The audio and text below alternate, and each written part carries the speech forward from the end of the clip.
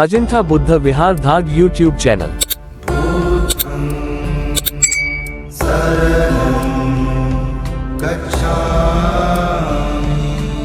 प्रश्नाचे उत्तर द्यावे। तर त्या काळात त्यांनी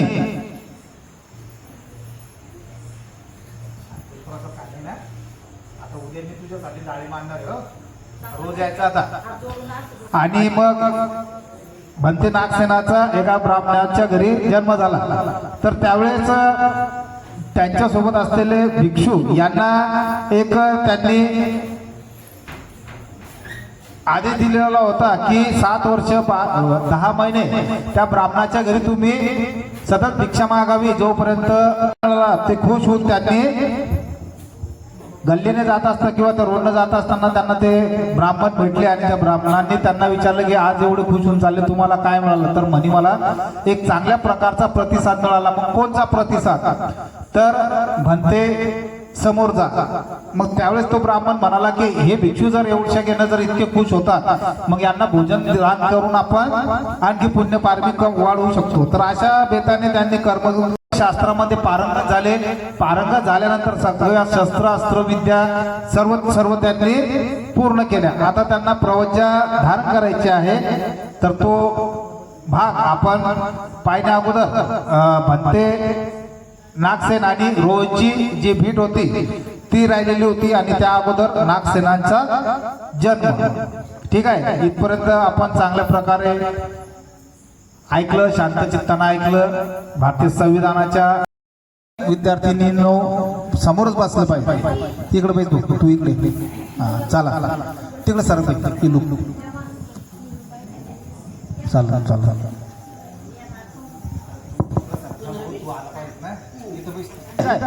मग आता हे झाल्यानंतर जी प्रक्रिया होती 7 वर्ष 10 महिन्याची ही प्रक्रिया झालेली होती। आता आयुष्य आणि आयुष्यमान रोहनची आणि भंते नागसेनची जी खास प्रवज्या देण्याची प्रक्रिया होती त्याकडे आता आपण ओळखू। नागसेनाची आयुष्यमान रोहनची भेट। स्थवीर रोहन सोनुत्तराच्या घरी चालला होता, त्यावेळी नागसेन दारातच उभा होता।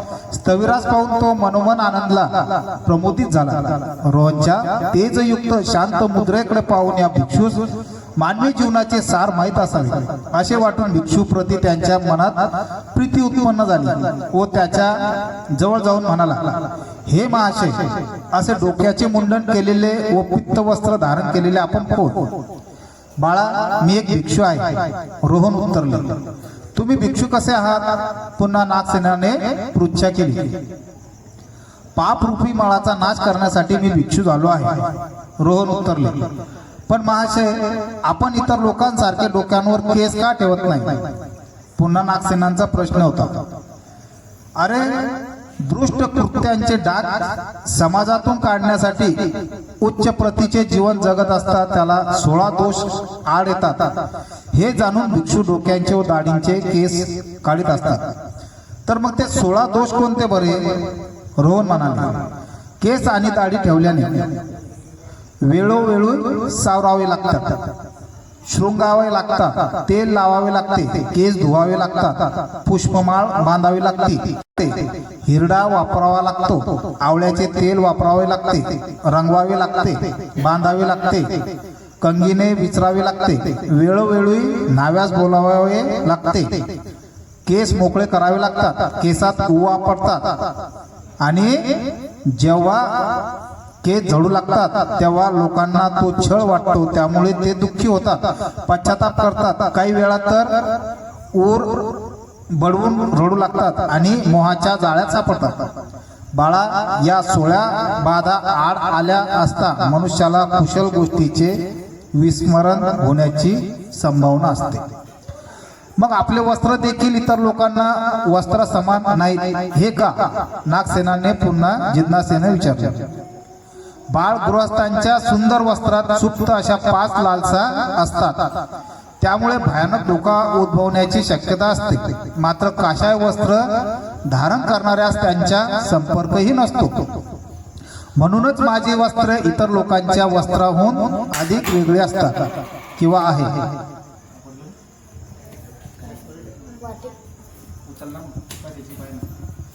असे रोहन स्थविराने सांगितले। हे महाशय, आपणास यथार्थ ज्ञान अवगत आहे काय? नागसेनाने परत विचारणा केली. होय बाळ, मला यथार्थ ज्ञान अवगत आहे. याशिवाय जगातील सर्वोत्तम होय तर शिकू शकेन. मग शिकवा ना मला ते ज्ञान. पण त्यासाठी ही योग्य वेळ नाही, कारण आता मी भिक्षाटनासाठी नगरात आलो आहे, असे रोहनने सांगितले. तदनंतर नागसेनाने रोहनच्या हातातील भिक्षापात्र आपल्या हातात घेऊन त्यांना घरात घेऊन गेला आणि आपल्या हाताने उत्तमोत्तम पक्वाने भोजन वाढून त्यांना तृप्त केले. आयुष्यमान रोहनने भोजन आटपून पात्रातील हात काढून घेतल्यावर शांत भावाने बसले असता नागसेन त्यांना म्हणाला, हे महाशय, आता शिकवा ना मला तो सर्वोत्तम मंत्र. यावर रोहन स्थवीर म्हणाले, पण त्यासाठी आधी तू सर्व बंधनातून मुक्त होऊन आई बापांच्या संमतीने प्रवज्जित होऊन माझ्यासारखा भिक्षू वेश धारण केला पाहिजे, तर मी शिकवलेल्या ज्ञानाचा तुला लाभ. नागसेनाची प्रवज्जा. तेव्हा नागसेन आपल्या आई वडिलांकडे जाऊन म्हणाला, आई आणि बाबा, हा भिक्षू जगातील सर्वश्रेष्ठ मंत्र आपणास अवगत असल्याचा दावा करतो, परंतु जो भिक्षू नाही त्यास तो मंत्र ते शिकवत नाही. तेव्हा त्यांच्या जवळ प्रवज्जित होऊन ते ज्ञान मी संपादन करू इच्छितो. यासाठी मला आपली संमती हवी. खऱ्या ज्ञानाच्या प्राप्तीसाठी गृहत्याग करून प्रवज्जित होण्याची वेळ नागसेनवर यावी, याबद्दल त्यांच्या आईवडिलांना अतिशय दुःख झाले. परंतु ज्ञान लाभ करून आपला पुत्र परत आपल्याच घरी येईल या खुल्या समजुतीने त्यांनी त्याला संमती दिली. आयुष्यमान रोहन नागसेनास घेऊन वत्तनीय आश्रमाच्या विभज्यवत्तू येथे गेले. तेथे एक रात्र मुक्कामास राहून दुसऱ्या दिवशी हिमालयाच्या पायथ्याशी असलेल्या रक्षित काळ या ठिकाणी जाऊन कोटीशत अरंतांच्या संघात नागसेनास प्रवज्जित केले. प्रवज्य घेतल्यानंतर नागसेन रोहन स्थविरास म्हणाले, म्हणते, आता मी आपल्या संघाची वस्त्र धारण केली आहे, तेव्हा मला त्या मंत्रांचे शिक्षण द्यावे. तदनंतर रोहन स्थविरास विचार आला, प्रथम याला मी काय शिकवावे, सुत्त की अभिधम्म? परंतु नागसेन पंडित आहे, अभिधम्मावर हा लवकरच प्रभुत्व मिळू शकेल असे नागसेनाची बुद्धिमत्ता पाहून स्थविरास वाटले आणि त्यांनी प्रथम बाबासाहेब म्हणजे ज्या बाबासाहेबांना मंदिरात प्रवेश दिला जायला नव्हता, पाण्यासाठी बाबासाहेबांना तरसावं लागले, बरोबर आहे. तर त्या सर्व गोष्टींचा बाबासाहेबांनी अभ्यास करून पूर्ण तरतुदीच्या टाकलेले, म्हणजे माझ्या नंतर माझ्या पिढीला ह्या अशा दुःख यातना भोगायला गेल्या नाही पाहिजे. म्हणून तुम्ही स्त्री असो या पुरुष असो, मंदिर असो, सार्वजनिक ठिकाण असो, हॉटेल्स असो, उपहारगृह असो, रेस्टॉरंट असो, हिच्या जाती भेद केला जाणार नाही. सगळ्यांना समान असतात.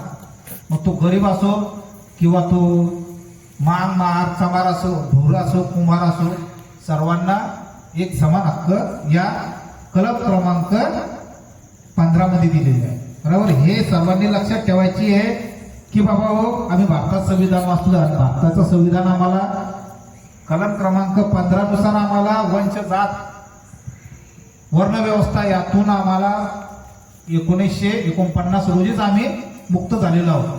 त्यामुळे आम्हाला शिकू नका, नाही तर तुमच्यावर कायदेशीर कारवाई केली जाईल, बरोबर. लक्षात राहील. पूर्ण स्त्री असो का पुरुष असो, समान आहे त्याचा अधिकार. 16वी कलम आहे सार्वजनिक सेवा योजनांच्या बाबतीत समान संधी. राज्याच्या नियंत्रणाखाली कोणतीही पदाकरिता सेवा योजना किंवा नियुक्ती संबंधीच्या बाबीमध्ये सर्व नागरिकांना समान संधी असेल.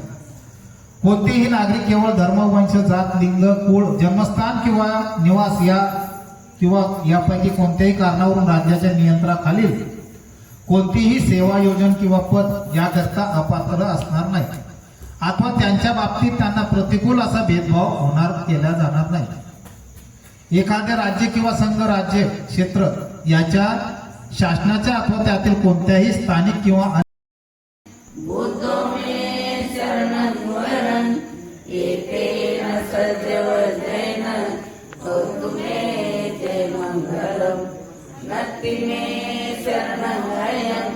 धम्मो मे शरणं वरं एतेन सद्यो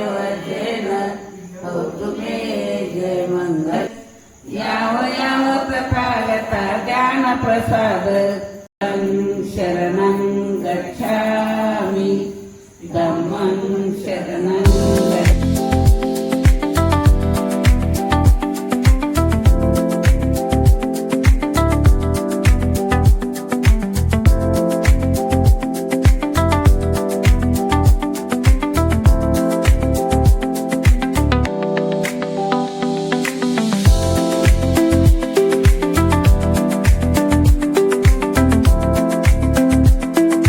अजिंठा बुद्ध विहार धाग यूट्यूब चॅनल।